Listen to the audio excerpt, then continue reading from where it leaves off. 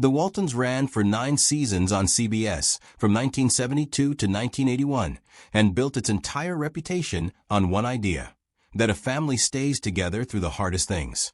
Every episode ended with the same ritual: lights going out across the farmhouse, voices calling good night in the dark. But behind the cameras, the family kept fracturing. Actors left under circumstances that ranged from medically devastating to deeply personal to professionally complicated. And the one that started the whole unraveling is not the one most people expect. Richard Thomas was 21 when he first played John Boy Walton, the eldest son and aspiring writer. The character was the show's emotional spine, the narrator, the dreamer. Thomas played him from the very first episode in 1972, and within a year, he had won a Primetime Emmy. By 1973, he was one of the most recognized young actors on American television, which is exactly when the doubt started.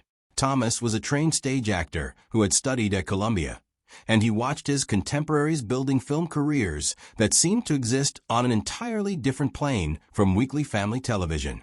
The longer he stayed, the more he worried John Boy was becoming the only role anyone could picture him in. By the end of Season 5 in 1977, he told producers he would not be returning. The writers handled the departure gracefully.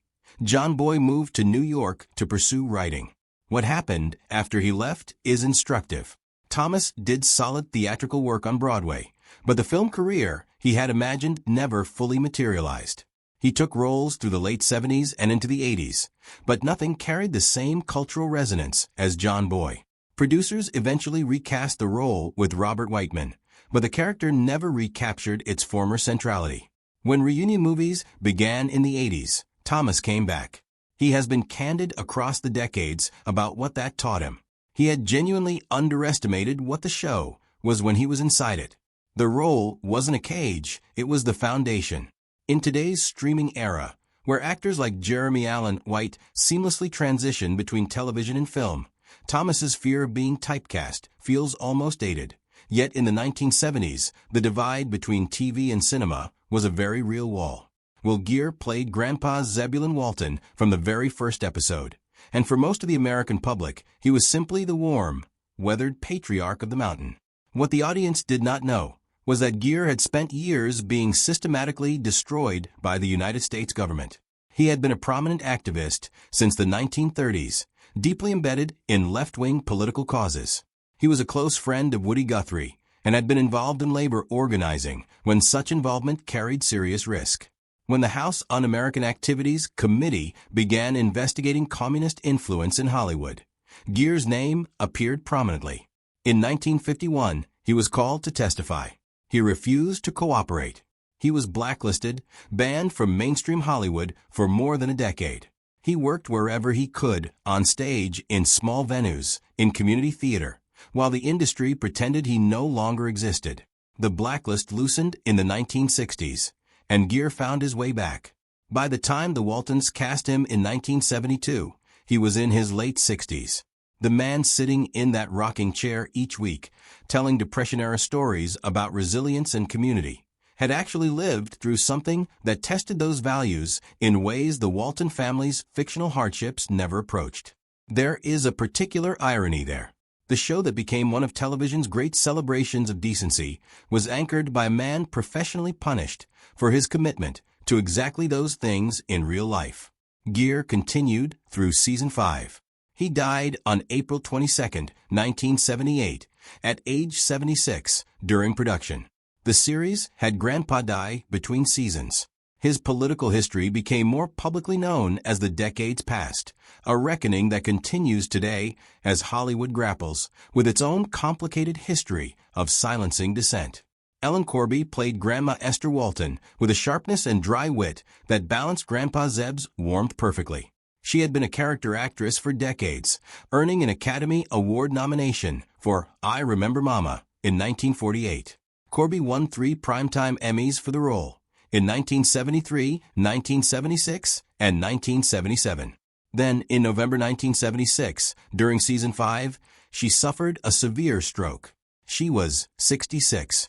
The stroke significantly affected her speech and mobility. The show's creators made a choice that was genuinely thoughtful for that era. Rather than recasting or having Grandma conveniently visit distant relatives, they wrote the stroke directly into the storyline. Grandma Walton suffered a stroke on screen. The family's response, the fear, the adjustment, the slow recovery, became part of the narrative. That meant Corby's real medical situation was acknowledged rather than hidden. She returned beginning with season 7, though her appearances were reduced. The production worked around her limitations with genuine care. She continued through the final seasons and returned for the reunion movies.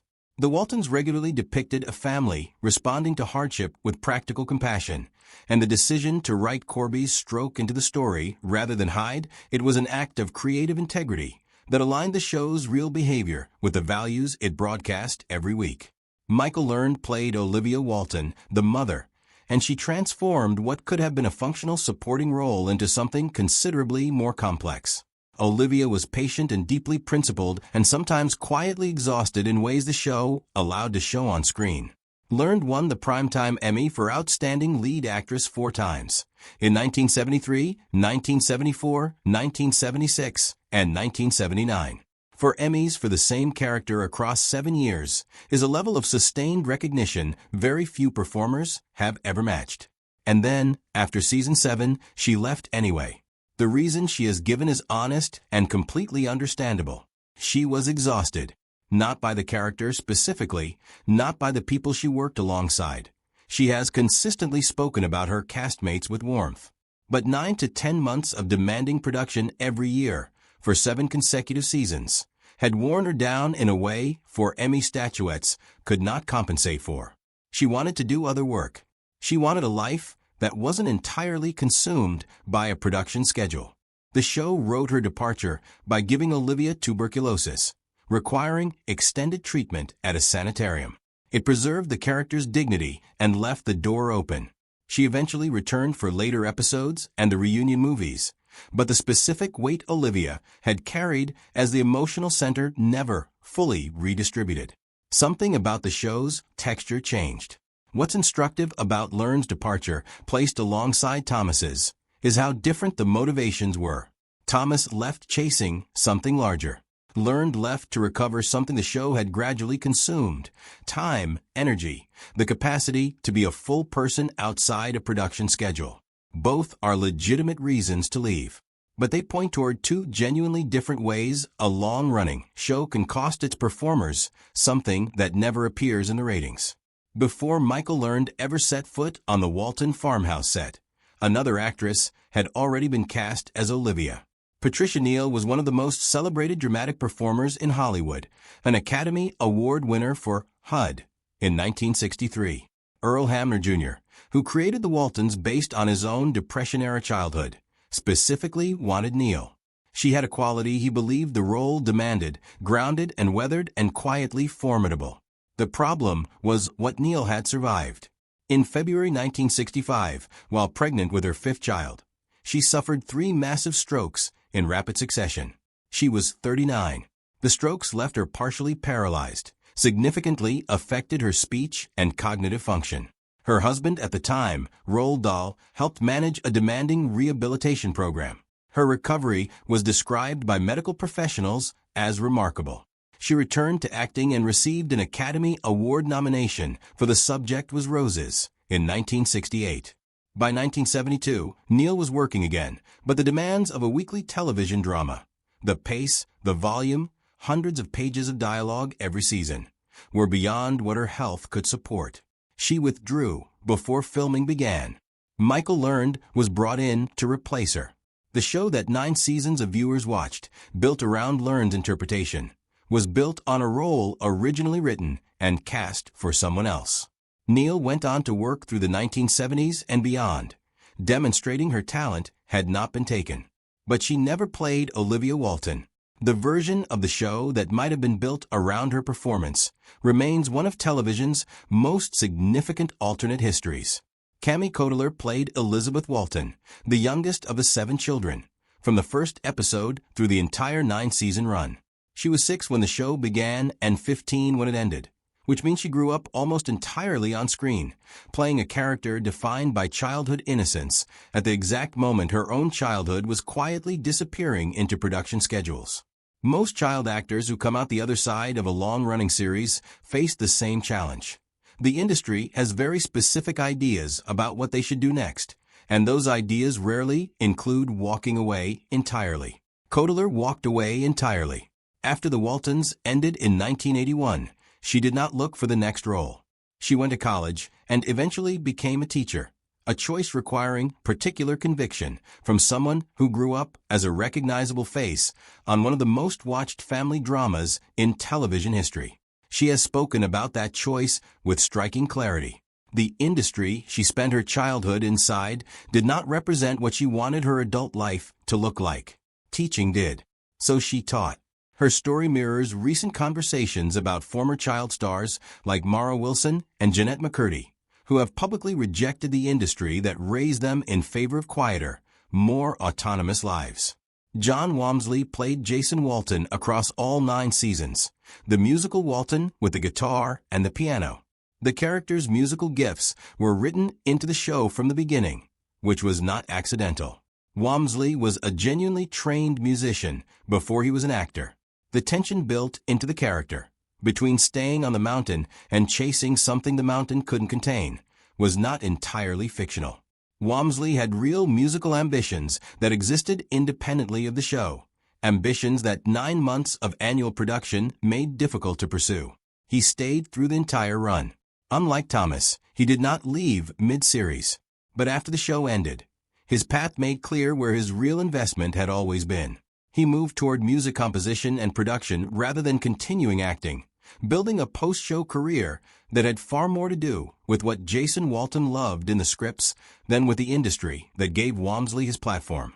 His trajectory doesn't read as an exit from anything. It reads as a return to something that had been waiting.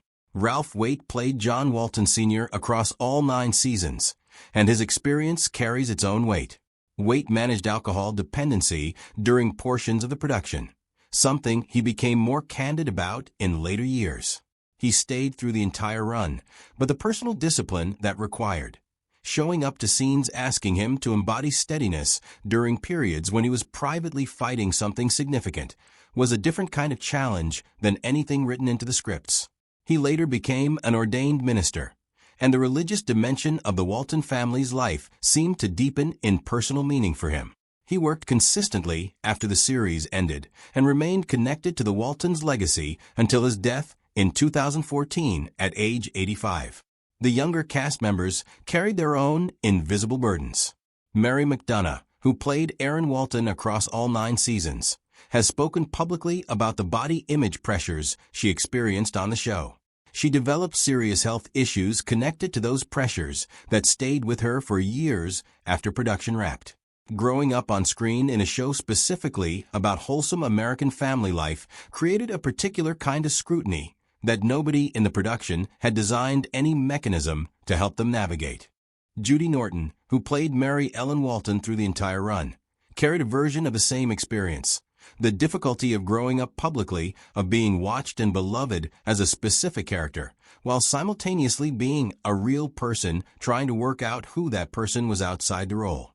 What all of these departures, absences, and private struggles reveal is something about what sustained creative work actually costs the people doing it, and about how rarely the audience factors those costs into the warmth they feel sitting with a beloved show. The Waltons built its reputation on depicting the resilience of ordinary people under real pressure. The actors who built that reputation were themselves under real pressure that the show never depicted. Richard Thomas came back for the reunion movies. Michael Learned came back. The reunion productions reassembled much of the original cast for stories that followed the Walton family across later decades, and those productions carried the genuine warmth of people who had been through something significant together and found, after time and distance, that the connection between them had survived all of it. The family Earl Hamner invented gave a generation of viewers something they were actively looking for during the 1970s: stability, continuity, the image of people who stayed. What it cost the people who played that family is a harder, quieter, and more honest story than the one the goodnight scenes told. Share your thoughts with us in the comments below. If you enjoyed this deep dive, like, comment, and subscribe for more untold Hollywood tales. Thanks for watching.